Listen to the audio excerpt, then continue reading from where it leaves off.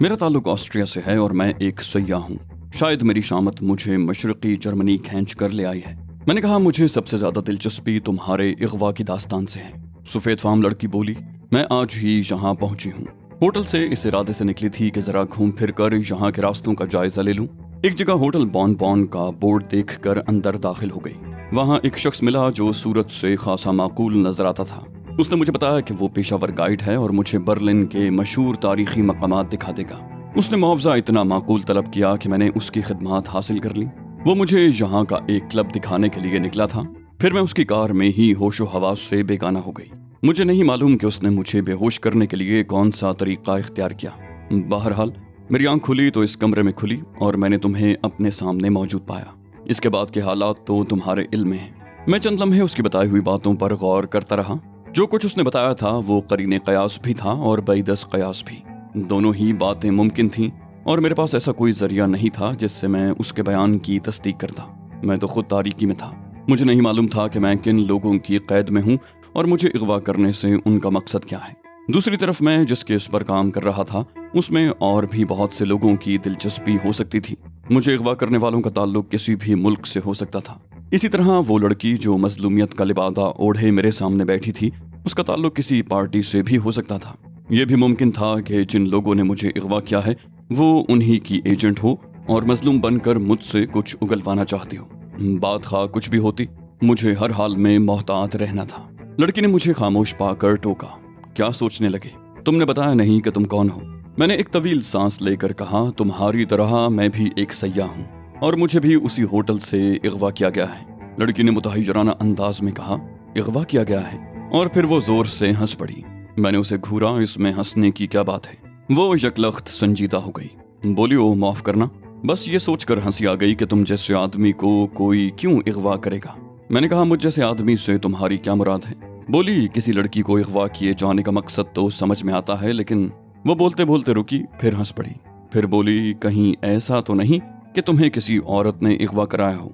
मैंने चुपते हुए लहजे में कहा, तुम इतनी मासूम तो हरगिज नजर नहीं आती जितना जाहिर करने की कोशिश कर रही हो। वो चौंक पड़ी, क्या मतलब? मैंने कहा, क्या इग़वा किए जाने का सिर्फ एक ही मकसद होता है? किसी दूसरे मकसद के लिए कोई किसी को इग़वा नहीं करता। लड़की ने कहा, ओह, तो क्या तुम कोई बहुत दौलतमंद आदमी हो? बाज़ औक़ात ऐसा भी होता है कि किसी को इग़वा करके रकम का मुतालिबा किया जाता है। मैं उलझ कर रह गया। उसका अंदाज बड़ा बेसाख्ता और बहुत मासूमाना था। कतई मालूम नहीं होता था कि वो किसी गिरोह से मुतल्लिक है या उनकी आलायकार हो सकती है। मैंने एक ठंडी सांस लेकर कहा, नहीं, बदकिस्मती से मैं कोई अमीर आदमी भी नहीं हूँ। वो बोली, तो फिर तुम्हारा कोई करीबी अजीज बहुत अमीर होगा, तुम्हारी रिहाई के एवज उससे रकम का मुतालबा किया जाएगा। मैंने कहा, तुम्हारा ये अंदाजा भी गलत साबित हुआ। मेरे खानदान में दूर दूर तक कोई साहिब सरवत शख्सियत मौजूद नहीं। बोली, फिर तुम्हें आखिर क्यों इग़वा किया गया है? उसके लहजे में हैरत थी। कोई किसी को बेमकसद तो इग़वा नहीं कर सकता। मैंने कहा, मैं खुद भी इसी फिक्र में गलताओं पेचा हूँ कि आखिर मुझे इग़वा क्यों किया गया।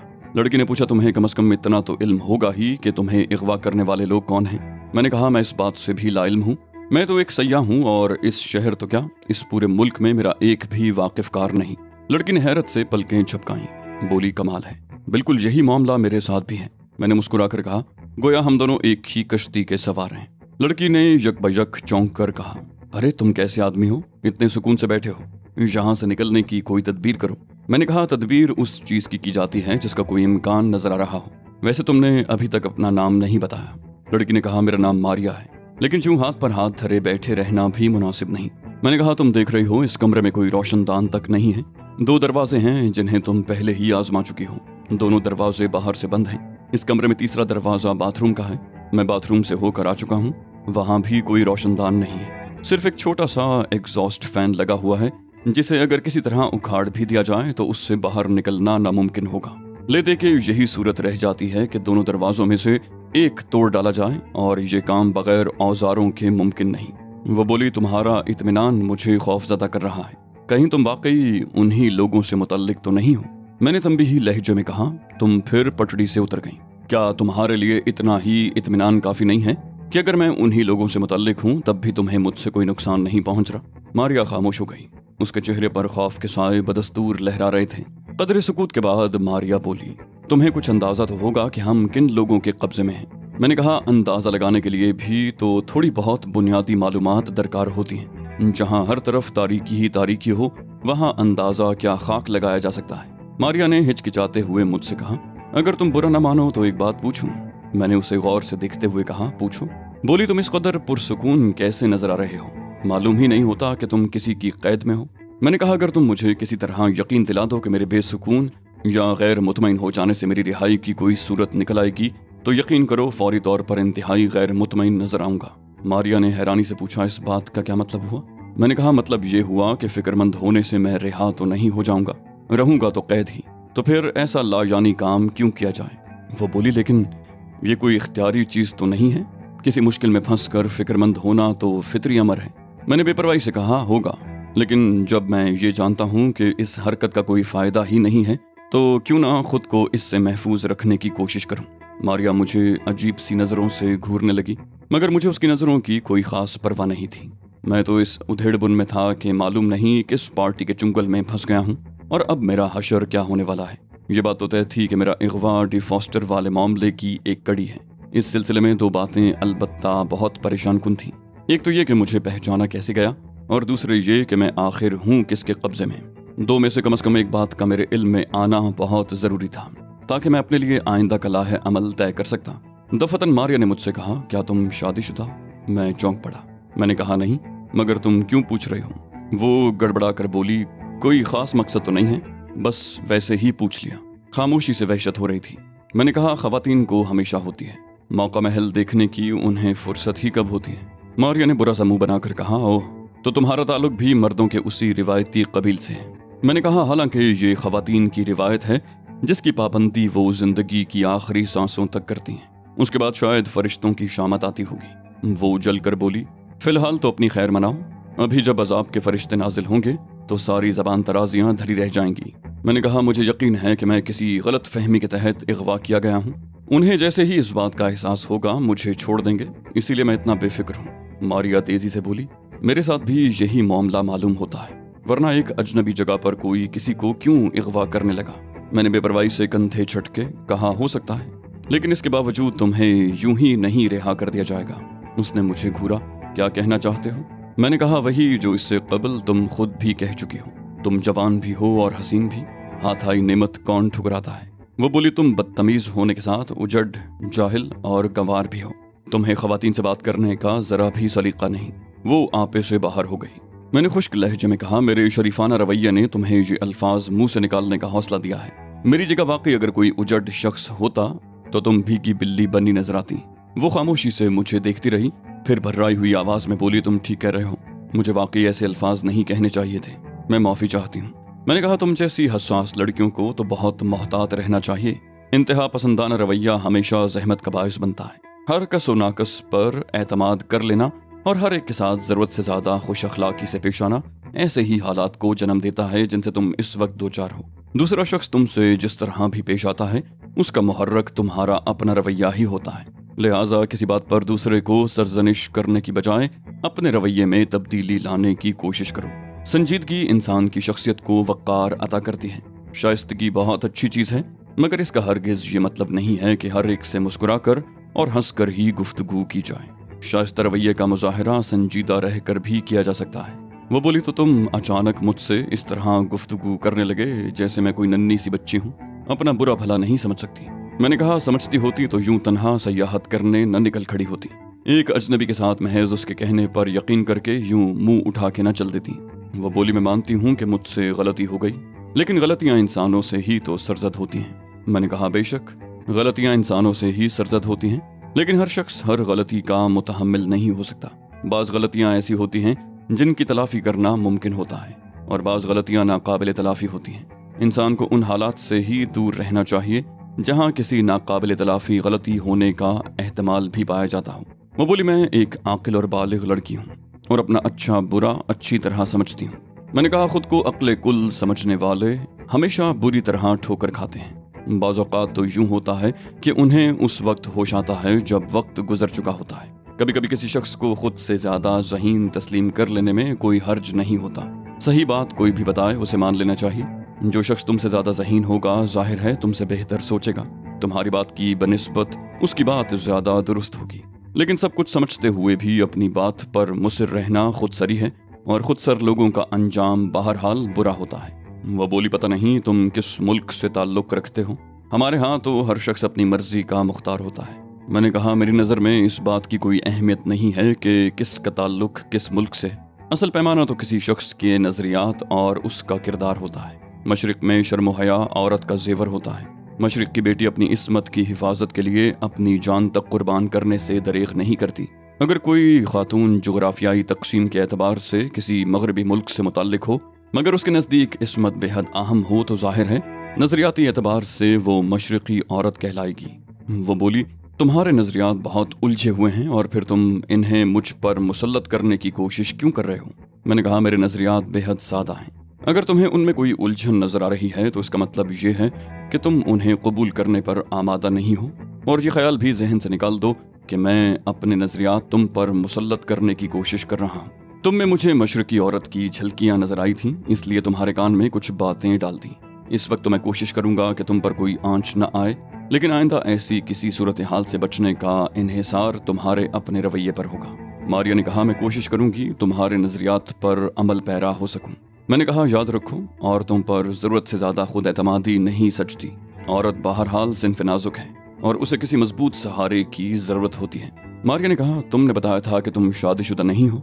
मैंने कहा, हाँ, अभी तक मेरी मसरूफियात ने मुझे इतनी मोहलत नहीं दी कि इस तरफ तवज्जो दे सकता। वो बोली, तुम्हें शादी कर लेनी चाहिए। क्या दुनिया में कोई ऐसी सिन्फ नाजुक नहीं होगी जिसे तुम्हारे सहारे की ज़रूरत हो? मैंने कहा, है, लेकिन हमने एक मखसूस वक्त तक के लिए इस काम को इल्तिवा में डाल दिया है। वो बोली, वो खुश नसीब कौन है जिसे तुमने अपनी शरीक हयात के तौर पर मुंतखब किया? अभी मैं मारिया को कोई जवाब भी नहीं दे पाया था कि दरवाजे पर इस किस्म की आवाज़ें सुनाई दी जैसे उसे बाहर से खोलने की कोशिश की जा रही हो। मैं अपनी जगह से उठ खड़ा हुआ। मारिया भी उठी, झपट कर मेरे नज़दीक आई और मेरे बाजू से चिमट गई। उसने खौफजदा अंदाज में कहा, वो लोग आ गए। मैं उसके पूरे जिस्म में लर्जा महसूस कर रहा था। बोली, अब क्या होगा? मैंने उसके हाथ पर हौले से थपकी दी। मुतमईन रहो, जब तक मैं जिंदा हूँ तुम पर कोई आंच नहीं आने दूंगा, ये मेरा वादा है। वो कांपती हुई आवाज में बोली, तुम बहुत अच्छे हो, मैं मरते दम तक तुम्हारा ये एहसान नहीं भूलूंगी। मैंने कहा, अच्छे लोगों के साथ कोई अच्छाई करना एहसान नहीं, फर्ज हुआ करता है। मैं दरवाजे की तरफ देखने लगा। दरवाजा खोलने वाला बहुत मोहतात था। उसने दरवाजा बहुत आहिस्तगी से बतदरीज खोला। दरवाजे में मुझे वही शख्स नजर आया जिसने अपने जख्मी होने का ढोंग रचाकर मुझे अगवा किया था। वो दरवाजे में तन्हा खड़ा था और तब्दील शुदा लिबास में नजर आ रहा था। मैंने मारिया से सरगोशी में पूछा, क्या यही वो शख्स है जिसने तुम्हें गाइड बनकर अगवा किया है? मारिया ने फूली हुई सांसों के दरमियान कहा, नहीं, ये वो शख्स नहीं है। मैंने मुतमईन अंदाज में सर हिलाया। मुझे मालूम था कि इस शख्स ने मारिया को अगवा नहीं किया है, इसलिए कि वो तो मेरे साथ मसरूफ था। मारिया से वो सवाल मैंने महज एहतियातन ही किया था। अगर वो इस बात में जवाब देती तो ये बात यकीनी हो जाती कि वो झूठ बोल रही है। वो शख्स मोहतात तरीके से चलता हुआ कमरे में दाखिल हुआ। उसके दोनों हाथ कोट की जेबों में थे। यकीनन कोट की किसी जेब में पिस्तौल भी मौजूद रहा होगा। वो हमसे कुछ फासले पर रुक गया। उसकी नज़रों का मरकज मैं नहीं बल्कि मारिया थी। उसने मारिया को मुखातिब करते हुए कहा, मेरे आदमियों ने एक गलत फहमी के तहत तुम्हें अगवा कर लिया है। मेरी समझ में नहीं आ रहा कि अब तुम्हारा क्या किया जाए। मैंने महसूस किया कि मारिया ने कुछ कहने की कोशिश की थी, मगर अल्फाज उसके मुंह से अदा नहीं हो पाए। वो बहुत बुरी तरह खौफजदा थी। मैंने कहा, यह फैसला तो तुम्हें ही करना चाहिए, इससे क्या पूछ रहे हो? वो बोला, इस सूरत हाल से निमटने के दो ही तरीके हैं। एक तो ये कि इसे रिहा कर दिया जाए और दूसरा ये कि इसे कत्ल कर दिया जाए। मारिया के मुंह से निकलने वाली हिज़यानी आवाज चीख की मानंद थी। नहीं, मैंने पुरसकून लहजे में कहा, बेहतर यही है कि इसे रिहा कर दो। किसी बेगुनाह को कत्ल करने से क्या फायदा? वो बोला, ये सूरत हमारे लिए बेहद खतरनाक होगी। इसने अगर पुलिस को मुत्तला कर दिया तो हमारा पूरा गिरोह खतरे में पड़ जाएगा। मारिया ने जोर जोर से नफी में सर हिलाकर कहा, मैं पुलिस को इत्तला नहीं दूंगी, मैं किसी को भी कुछ नहीं बताऊंगी। वो शख्स बोला, ये बात तो तुम अभी कह रही हो। मुमकिन है यहाँ से निकलने के बाद तुम्हारी नीयत में फतूर आ जाए। इस बात की क्या जमानत है कि तुम अपनी बात पर कायम रहोगी? मारिया ने बेबसी से मेरी तरफ देखा। मैंने कहा, अगर ये ऐसी हिमाकत करे तो तुम इसे ठिकाने लगवा देना।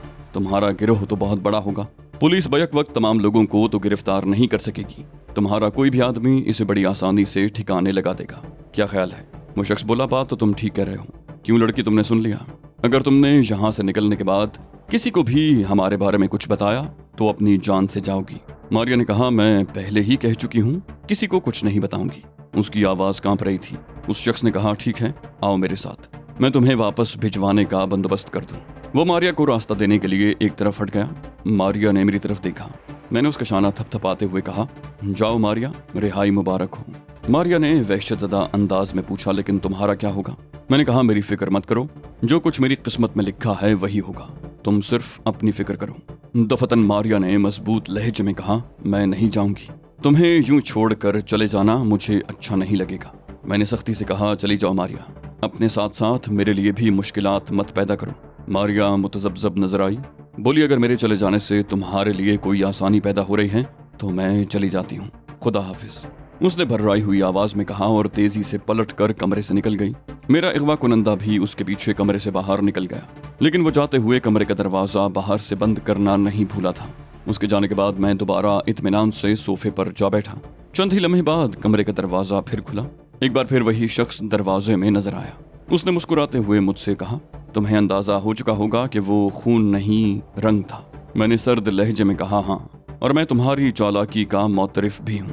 वो बोला, तुम ये नहीं जानना चाहोगे कि तुम्हें इग़वा क्यों किया गया? मैंने कहा, वो तो मालूम हो ही जाएगा, लेकिन पहले ये तो पता चले कि तुम आखिर हो क्या बला। वो बोला, मैं कोई बला नहीं हूँ, मेरा नाम एल्ज़ेफोरे है। मैं बड़ी मुश्किल से अपने तासुरात उससे छुपा सका। वो वही एल्ज़ेफोरे था जिसकी तलाश में मैं होटल बॉन बॉन गया था, लेकिन खुद उसके जाल में फंस गया, और वो भी कितनी आसानी से।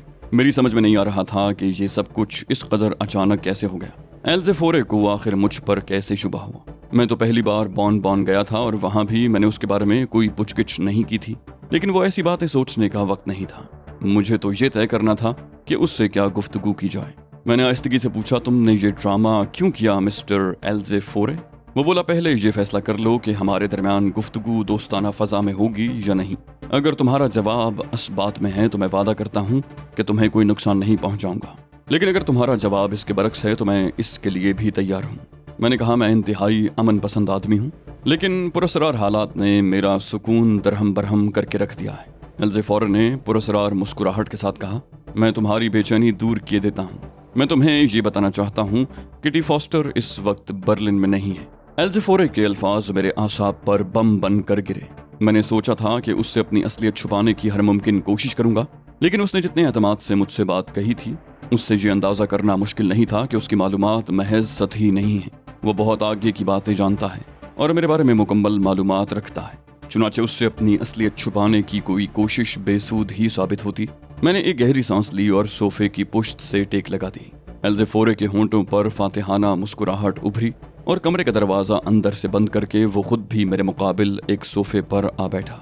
एल्ज़ेफोरे ने सोफे पर बैठने के बाद कहा, मैं तुमसे कह रहा था कि डी फॉस्टर इन दिनों बर्लिन में नहीं है। हम लोगों ने उसके तहफ़्फ़ुज़ का मुकम्मल बंदोबस्त कर रखा है, तुम आसानी से उस तक नहीं पहुंच सकोगे।